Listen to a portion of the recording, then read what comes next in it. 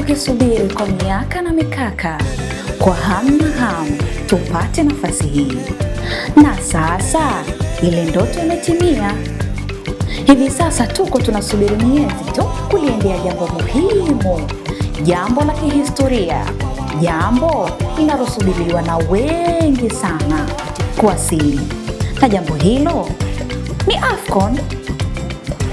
Uganda, Kenya na Tanzania ni nchi ambazo zinakwenda kuhodhi mashindano haya mwaka 2027. Arusha tumejipanga, na nafikiri tumejipanga zaidi ya tunavyotakiwa kujipanga. Ukijaribu kuangalia, ninyi mlikuwa kwenye uwanja wa Dr. Samia Suluhu Hassan kule kwenye mji unaitwa Afcon City, ambako uko kwenye kata ya Olmote. Ule mji umepewa heshima ya Afcon City kwa sababu ya ule uwanja mkubwa wa mashindano ya fainali ya kombe la mataifa ya Afrika, ambaye Arusha inaungana na majiji ya Dar es Salaam, Zanzibar, Nairobi na Kampala. Na mimi nafikiri Tanzania tuna upper hand kwa sababu sisi tunafanya kwenye majiji matatu ya Arusha, Dar es Salaam na Zanzibar. Wenzetu nafikiri Kenya wanafanyia Nairobi peke yake, Uganda Kampala peke yake. Kwa hiyo sisi tumejipanga, na michezo ile imekuja na neema yake, kwa maana ya kwamba miundombinu ya halmashauri ya jiji la Arusha baada ya AFCON 2027 haitakaa iwe kama ilivyo. Tunapoongea mimi na wewe, tuna barabara njia 4 inatoka soko la Kilombero kwenda uwanja wa ndege wa Arusha. Lakini kuna barabara nyingine inatoka kutoka uwanja wa ndege wa Arusha eneo la Ngaramtoni chini kwenda kwenye uwanja wa AFCON. Alafu inazungukia ule uwanja inarudi upande wa pili wa barabara ya bypass. Barabara ya bypass ni barabara inayozunguka mji. Lakini sambamba na hilo, katika eneo lile la Afcon City kuna mabarabara matatu yanatengenezwa, ambayo yote hiyo ni neema katika jiji letu. Lakini sambamba na hilo, Afcon 2027 imekuja na package ya viwanja vingine 4 vya mazoezi kwa ajili ya timu zitakazoshiriki katika fainali ya mashindano hayo.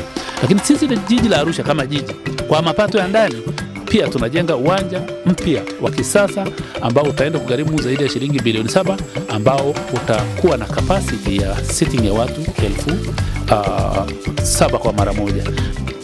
Serikali imejitahidi kufanya marekebisho kadha wa kadha, hasa katika upande wa miundombinu kwa sekta mbalimbali kama vile barabara pamoja na viwanja katika miji ambayo imepata bahati ya kufanyika mashindano hayo, ikiwemo mkoa wa Arusha.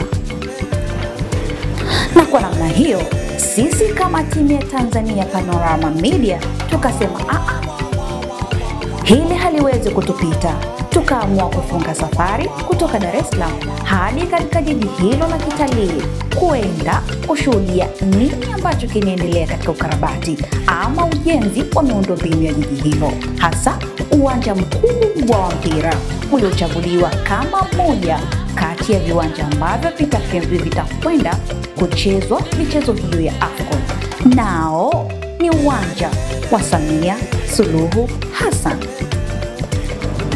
Ni takribani kilomita zaidi ya 600 zimekatika kutoka Dar es Salaam hadi kufika ulipo uwanja wa Samia Suluhu Hassan mkoani Arusha. Tulipata kushuhudia maeneo mengi yakifanyiwa marekebisho, barabara nyingi zikifanyiwa ukarabati, ikiwemo daraja kubwa linaloenda kujengwa, daraja ambalo litarahisisha watu kuwasili uwanjani kwa urahisi, daraja ambalo lipo karibu kabisa na uwanja wa Samia Suluhu Hassan. Mara baada ya kufika eneo la ujenzi wa uwanja, tulipata kushuhudia uwanja mkubwa, uwanja wa kimataifa, uwanja ambao utaenda kuweka historia kubwa kabisa nchini, uwanja ambao ukiwa tayari umeshakamilika kwa takribani 60%. Lakini pia uwanja wa mazoezi nao uliopo uwanjani hapo, ni swala la muda tu kwenda kukamilika kwa 100%. Vijana wa Kitanzania zaidi ya 1,000 waliopata kazi kupitia ujenzi huu wa uwanja wamekuwa wakijitahidi kufanya kazi kwa bidii ili kuhakikisha hawaiangushi serikali ya Jamhuri ya Muungano wa Tanzania, kwani wanaamini kuwa faida zinazoenda kupatikana mara baada ya uwanja huu kukamilika ni nyingi kuliko zilizopo sasa hivi. Ama kwa hakika, nuru ya uwanja imeanza kufana. Taswira ya AFCON imeanza kuonekana kutokana tu na juhudi ambazo serikali imewekeza katika kupambana ili jambo litimie. Ule usemi wa subira yavuta heri, wala haujatutupa mkono wa Tanzania, kwani sasa heri yenyewe tumeanza kuiona. 2027 Afrika Mashariki tuna jambo letu. 2027 Tanzania tuna jambo letu. 2027 AFCON ni yetu. Kwa kusema hayo, sina la ziada kwa sasa. Hadi wakati mwingine, mimi ni Nasma Mayunga.